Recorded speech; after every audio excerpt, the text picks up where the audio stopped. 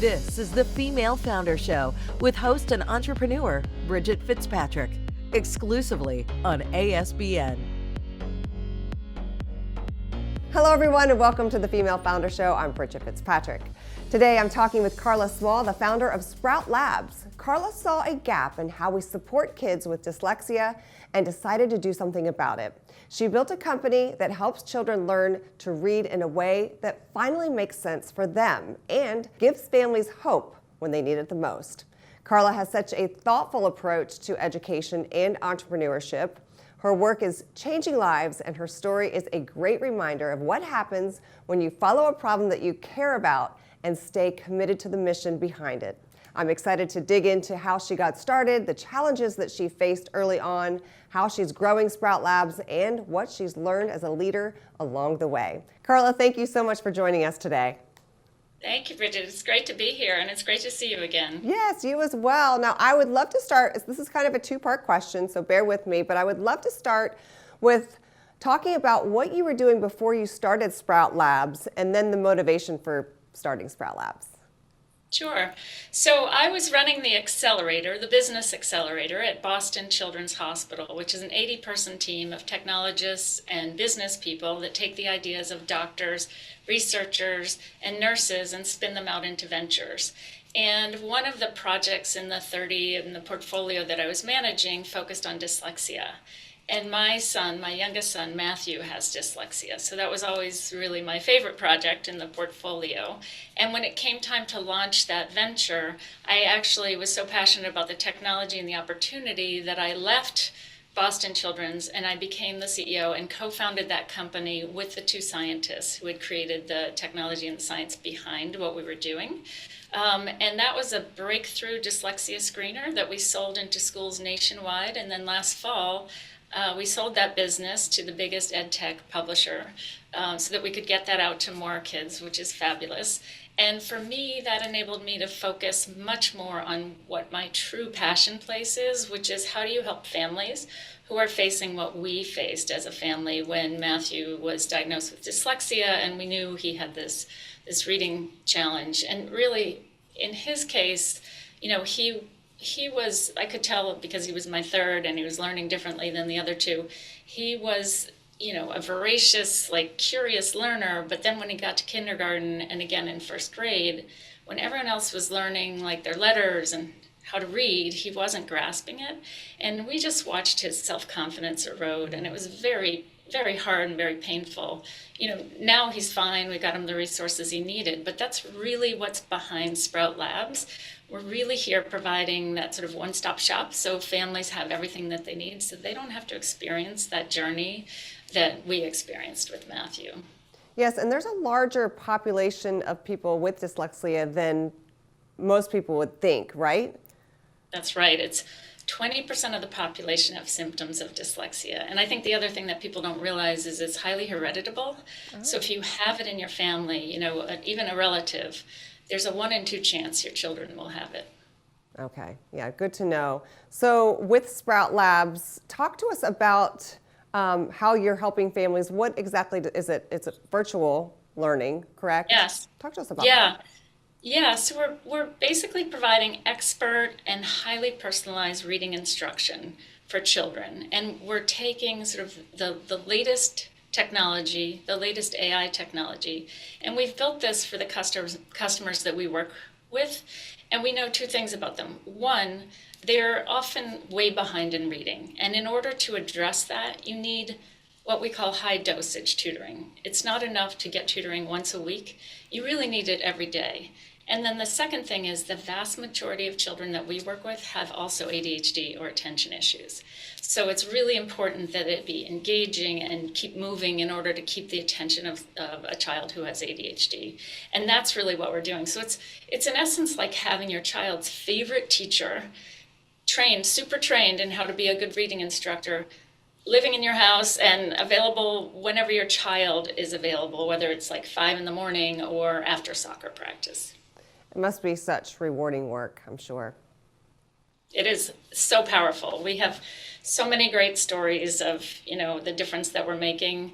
We recently heard from a grandmother who has a fourth grade grandson who she basically wrote to us at the end of the time that we'd been working with him just to say thank you, because she said we heard him read a paragraph for the first time, and I've been waiting so long to hear that. She said we both had tears in our eyes. Oh, my goodness.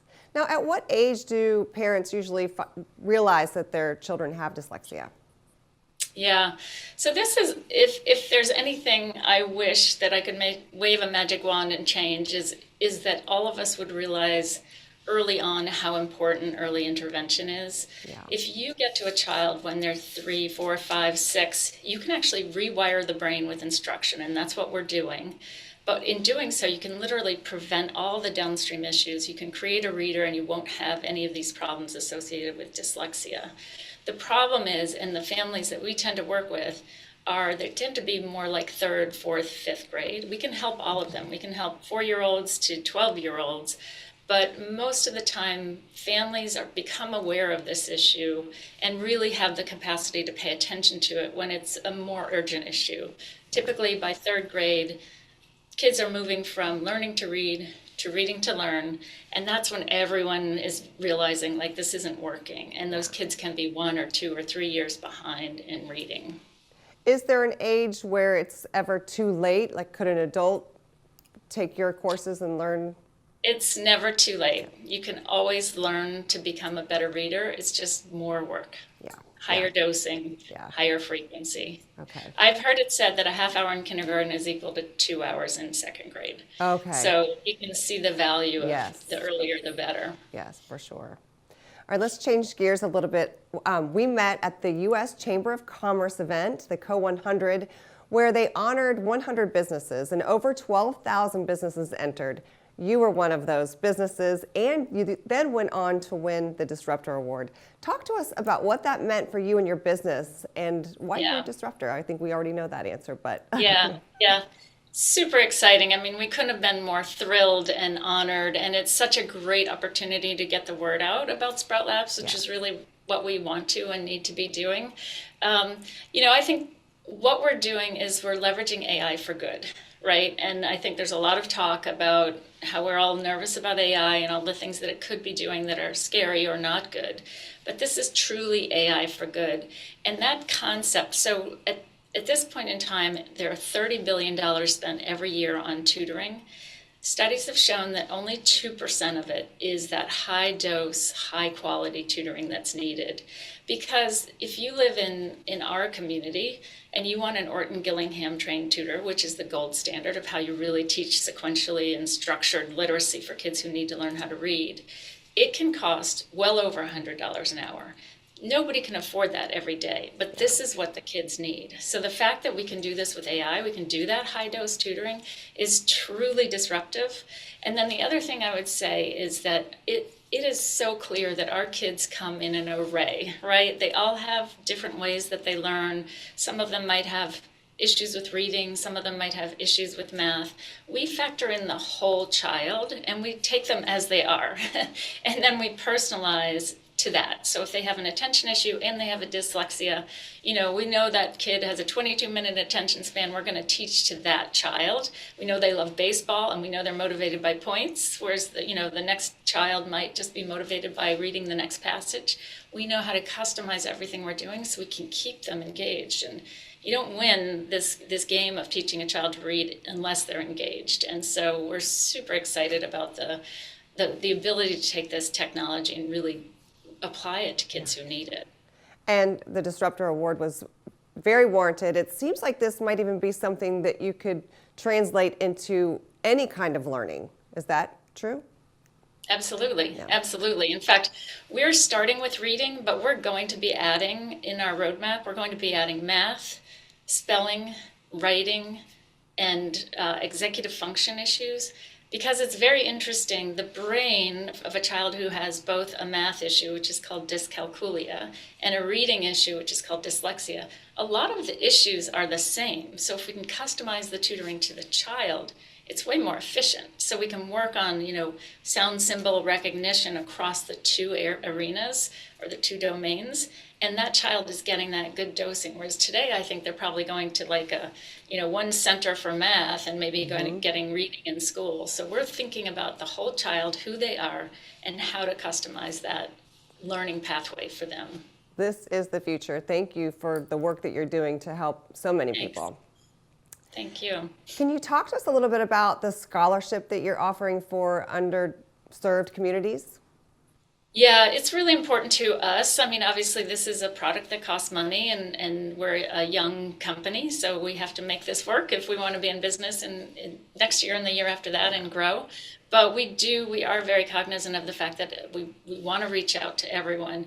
And we're blessed because we have a philanthropic organization, the Emily C. Hall Tremaine Foundation, who's given us a scholarship fund. So if a family comes to us and they're in need, we can give out a scholarship to help them and give them access to our services. That's fantastic. Do you have any other steps that you're taking to grow or scale the business right now? Yeah, absolutely. Well, we did a project this summer to sort of take a look at what the market demand would be, and we saw incredible response. We had 50% month-over-month ARR growth. There's such demand for what we're doing, and that's really where we saw the realization that this needed to be high-dose tutoring for all kids. And so we are going all in on building that product, but also understanding how we can form partnerships with different organizations and different providers out there in order to make this more accessible to families. So we know, for example, speech and language pathologists are often the first people to identify that a child has an issue, and we're a great partner with them because we can provide them with education around reading and continuing education units, but we can also build into their referral network so they can refer families to us. And reading specialists are the same way, and neuropsychologists. So right now we're looking for many more partnerships so that we can spread the word about Sprout Labs. You're doing a lot of work and you're a very busy lady. So let's talk about your day-to-day for a minute. Are there any tools other than your own that you can't live without as a business owner? It could be something AI related or something that you've used for many years. Yeah. I mean, it's sort of the standard answer right now, but I continue to be blown away with what ChatGPT and Claude are able to do for us. I mean, I use it for everything from like organizing my week. I literally one time, one Sunday night, I was like, I'm just overwhelmed. Here's everything that's on my plate. And it just, spit out the do this first, do that second. You don't have to think that much. It's really a thought partner for you.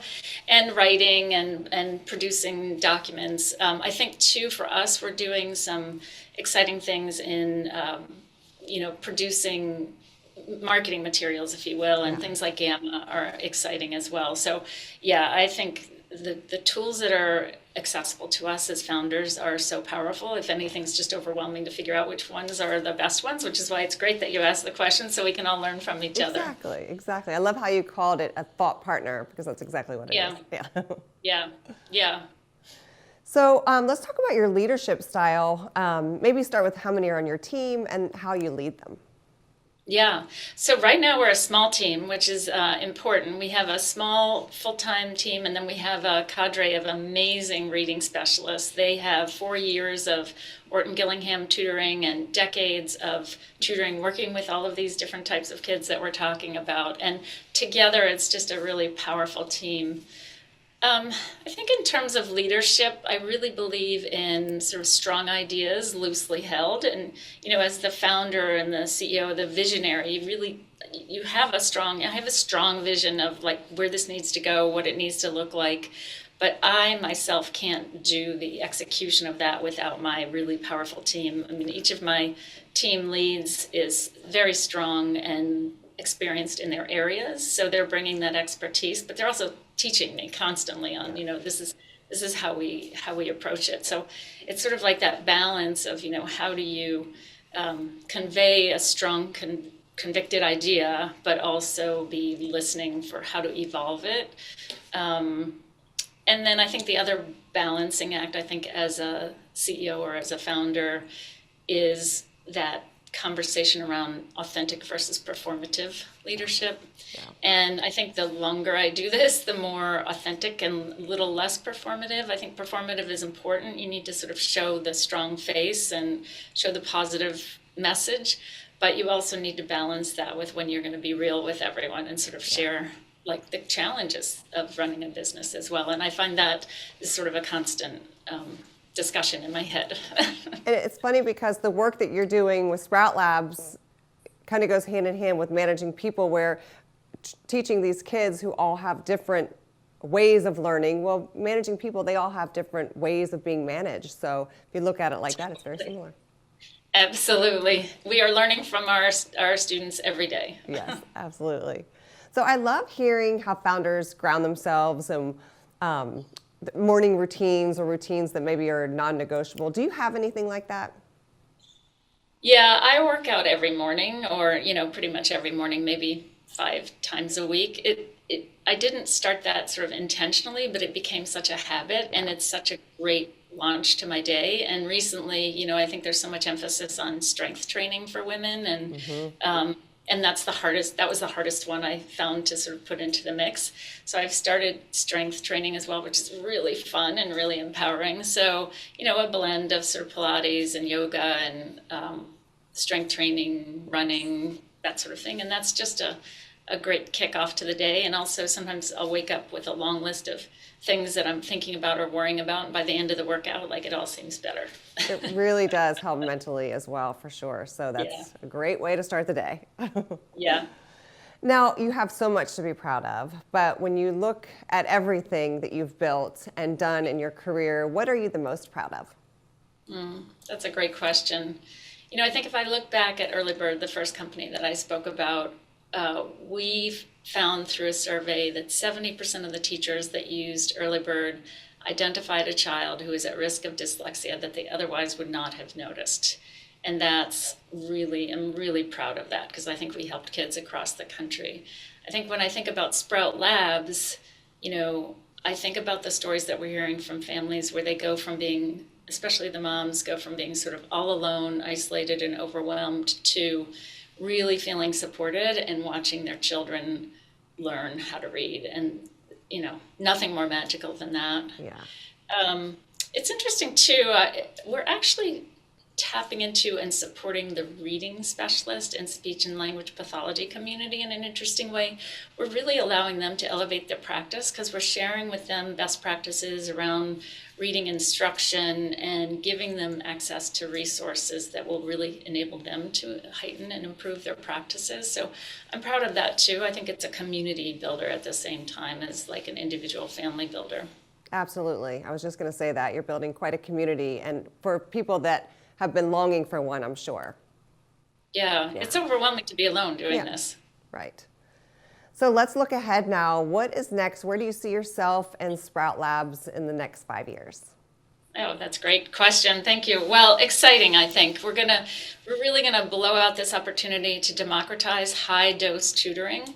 And I think this concept of looking at the whole child and the multi-domain opportunity as we grow the roadmap to include kids with dyslexia, dyscalculia, dysgraphia, which is writing, spelling, and these are the things that really weigh a parent down, of one, trying to understand, what does it mean, what do I do, what are the resources, do I need to do anything, is school going to handle it or not?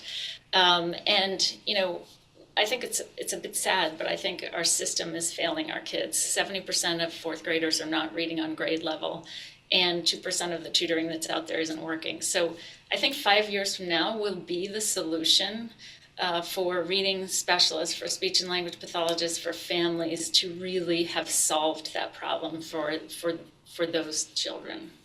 I love that. You're doing such great work. Thank you so much. I really appreciate your time today, and I can't wait to see where you take this, because like we were talking about earlier, it could be for so much more than reading. It could be in every classroom in years to come. So absolutely. Thank you. Thanks for the opportunity. It was great to see you. Thank you. It was great.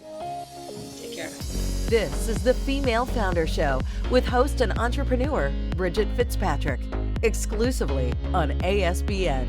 If you're a female founder and would like to help other female founders with your inspiring story, we would love to hear from you.